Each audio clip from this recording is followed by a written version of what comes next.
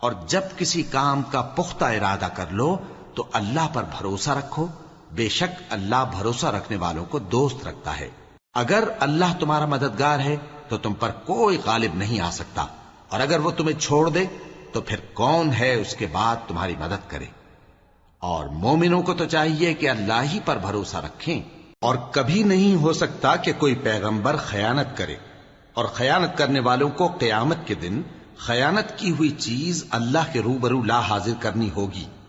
پھر ہر شخص کو اس کے اعمال کا پورا پورا بدلہ دیا جائے گا، اور ان کے ساتھ بے انصافی نہیں کی جائے گی۔ بھلا جو شخص اللہ کی خوشنودی کا تابع ہو وہ اس شخص کی طرح ہو سکتا ہے جو اللہ کی ناخوشی میں گرفتار ہو،